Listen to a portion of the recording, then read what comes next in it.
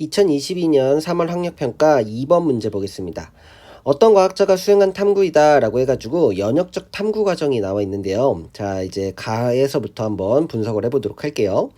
아스피린은 사람의 세포에서 통증을 유발하는 물질 X의 생성을 억제할 것으로 생각하였다라고 되어 있어요. 자, 그러면 가는 우리가 연역적 탐구 과정에서 가설 설정 단계라고 생각을 해볼 수가 있겠죠. 그러면 이 가설 설정 단계가 연역적 탐구 방법에서는 아주 중요한 역할을 한다라고 했었는데, 왜 그러냐면 가설에는 원인하고 결과가 포함이 되어 있다라는 것이죠. 그래서 원인하고 결과를 여러분들이 알게 되면 이 원인에서 조작 변인의 힌트를 얻어낼 수가 있고요. 그 다음에 결과에서 종속 변인의 힌트를 얻어낼 수가 있습니다. 자, 그러면 여기에서 지금 이 문제에서 조작 변인하고 종속 변인은 무엇이 될 수 있을까요? 지금 여기에서 아까 아스피린은 사람의 세포에서 통증을 유발하는 물질 X의 생성을 억제한다 라고 얘기했으니까 아스피린을 첨가해줬느냐, 아스피린의 처리 여부가 조작 변인이 될 것이고요.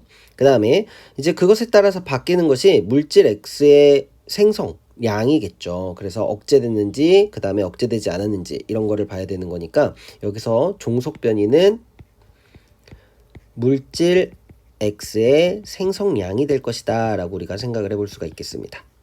그 다음에 이러한 조작 변인하고 종속 변인을 알 수 있는 가장 큰 팁 중에 하나는 여기 나와 있는 그래프 되겠습니다. 지금 그래프에서 지금 X축이 기억하고 니은을 집단으로 놔둔 거잖아요. 그래서 이 기억하고 니은의 차이점이 아마도 원인이 될 것이에요. 그래서 원인을 보니까 기억과 니은에 하나에만 아스피린을 처리하였다라고 되어 있어. 그러니까 아스피린의 처리 여부가 조작 변인이 된다라는 것이고, 그 다음에 Y축이 종속 변인입니다. 그래서 지금 보면 우리가 아까 물질 X의 생성량이 종속 변인이다라고 얘기를 했었죠. 그래서 여기도 마찬가지로 X의 생성량이 종속 변인이다 이렇게 나와 있다라는 것을 볼 수가 있어요. 자, 그 다음에 이제 결과적으로 이렇게 기억에서는 X의 생성량이 많았고요. 니은에서는 X의 생성량이 적었습니다. 결론을 어떻게 내렸냐면 아스피린은 X의 생성량을 억제한다라는 결론을 내렸다라고 되어 있잖아요. 그러면 우리가 아까 세웠던 가설하고 일치하는 것이기 때문에 여기에서 기억이 바로 아스피린을 첨가하지 않은 집단, 그 다음에 니은이 아스피린을 첨가한 집단, 즉 아스피린을 처리한 집단이다 라는 것을 우리가 생각해 볼 수가 있습니다. 그래서 니은이 아스피린을 처리한 집단. 네, 그럼 이제 보기 한번 보도록 할게요. 기억, 대조 실험이 수행되었다라는 것인데, 대조 실험이다라는 것은 바로 대조군과 실험군을 설정하는 것입니다. 여기에서 우리가 대조군, 실험군이 어떤 것이 있었냐면 집단을 두 개로 나눴어요. 기억과 니은으로 나눴는데 아스피린을 처리한 집단이 실험군이 되겠죠. 그리고 아스피린을 처리하지 않은 기억 집단이 대조군이 될 것이다 라는 것을 생각해 볼 수가 있습니다. 그치? 그래서 대조 실험이 수행되었다, 맞는 설명이다 라고 이렇게 고를 수가 있겠고요.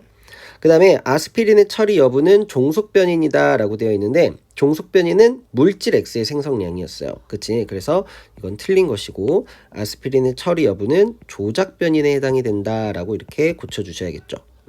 그리고 아스피린을 처리한 집단, 이제 가설하고 결론이 일치하려면 아스피린을 처리한 집단은 어디가 됐었냐면 바로 니은이었어요.